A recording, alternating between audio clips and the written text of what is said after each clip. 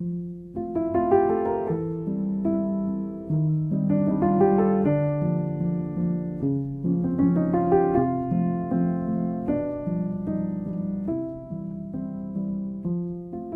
a child raised in a suburb of Rochester, New York, I was in a community that did not have many Jewish people. So my parents made sure we celebrated the holidays, and they made sure that we lit Friday night candles to observe Shabbat and know the importance of being Jewish.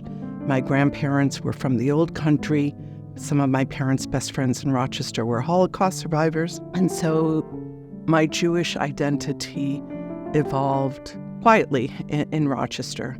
It was not until I went to the JCC camp in the Finger Lakes as a teenager that my Jewish identity got raised even more. When I went to college and met my husband, we were also surrounded by a lot of Jews. I just felt a connection being with other Jews, sharing the values, commitments, and passions.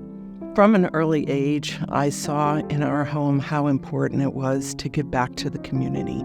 The values that my parents instilled upon me and my brothers has carried on to me, my husband, and our two boys. My commitment to the state of Israel was born with me. Having immigrant grandparents who lived through pogroms, lived through the birth of the state of Israel, to today. My husband Jay and I have led several missions from UJA to Israel. We've brought our boys over there. Both of them participated in Birthright.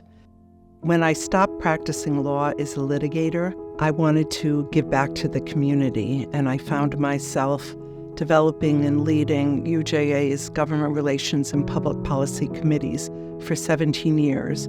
And there I was able to use my skills to advocate for issues of concern to our New York community as well as our Israel community.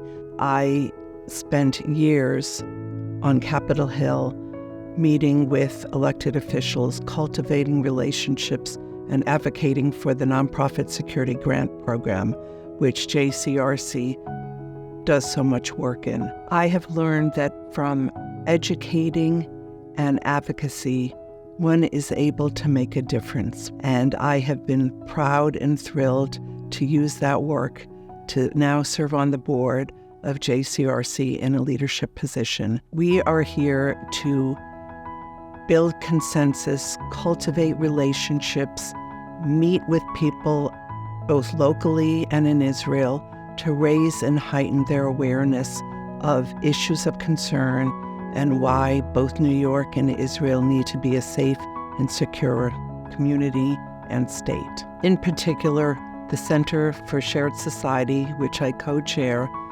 has been an amazing experience. I'm so impressed by the programs that have been built up. I cannot tell you the importance of all of those to make sure that our community members, both Jewish and non-Jewish, elected officials, understand what JCRC is about. I have led and chaired and developed with JCRC conferences on criminal justice reform and last year on gun control and gun safety. I'm so proud of those initiatives because it shows the importance of JCRC is not only a convener of non-Jewish and Jewish organizations on issues of concern to the community, but also as a leader and a listener.